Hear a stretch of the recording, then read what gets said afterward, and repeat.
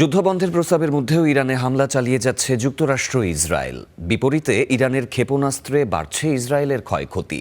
ইসরায়েলের বিভিন্ন লক্ষ্যবস্তুতে অন্তত ৭০টি হামলার দাবি করেছে ইরান। এদিকে মধ্যপ্রাচ্যে নতুন করে আরও ২,০০০ সেনা পাঠাচ্ছে যুক্তরাষ্ট্র। এমন পরিস্থিতিতে ইরানকে ড্রোন সহায়তা করছে রাশিয়া। ইরানের দক্ষিণাঞ্চলের আব্বাস আন্তর্জাতিক বিমানবন্দরের কাছে এভাবেই হামলা চালায় যুক্তরাষ্ট্র। যুদ্ধ বন্ধে ট্রাম্প যখন আলোচনার প্রস্তাব দিচ্ছেন, তখন ইউএসএস আব্রাহাম লিঙ্কন থেকে ইরানের লক্ষ্যবস্তুতে হামলার দাবি করেছে যুক্তরাষ্ট্রের সেন্টকম। যুদ্ধ বন্ধের কথা বললেও বাস্তবে মার্কিন পরিকল্পনা উল্টো। মধ্যপ্রাচ্যে একাধিকবার সেনা জড়ো করার পর এবার আরও ২,০০০ প্যারাট্রুপার পাঠাচ্ছে মার্কিন প্রতিরক্ষা দপ্তর পেন্টাগন। ইরানকে চাপে রাখতেই এমন পরিকল্পনা যুক্তরাষ্ট্রের। এদিকে প্রতিরোধমূলক পদক্ষেপের ৮১তম পর্বে ইসরায়েলের অন্তত ৭০টি টার্গেটে হামলা চালিয়েছে ইরান। হামলার আগে মিসাইলে এভাবেই নিহতদের স্মরণ করে ছবি ও বার্তা লিখে পাঠায় ইরানি সেনারা।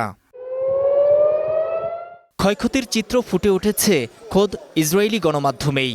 টাইমস অফ ইসরায়েল বলছে, ব্যালিস্টিক ও গুচ্ছ ক্ষেপণাস্ত্র আঘাত হেনেছে বিভিন্ন এলাকায়। এতে ব্যাপক ক্ষয়ক্ষতি হয়েছে, আহত হয়েছে অনেকে। ইসরায়েলের তেল আবিবের পূর্বে কাফার কাসিম এলাকার ক্ষয়ক্ষতির চিত্র এটি। আক্রান্ত হয়েছে মধ্যাঞ্চলের আরেক এলাকা মাদিন। অধিকৃত পশ্চিম তীরে ইহুদিদের দুটি অবৈধ বসতিতেও আঘাত হানে ইরানি মিসাইল। এতদিন ইরানে মার্কিন ও ইসরায়েলি হামলার নিন্দা জানালেও এবার সরাসরি ড্রোন পাঠিয়ে সহায়তা করতে যাচ্ছে রাশিয়া। সেই সাথে পাঠাবে ওষুধ ও বিভিন্ন খাদ্য সামগ্রীও। পশ্চিমা গোয়েন্দাদের বরাতে এই তথ্য দিয়েছে ফিনান্সিয়াল টাইমস।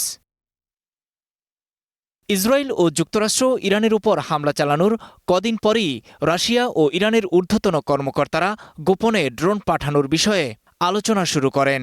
প্রতিবেদনে বলা হয়, মার্চের শুরু থেকে এই প্রক্রিয়া শুরু হয়েছে।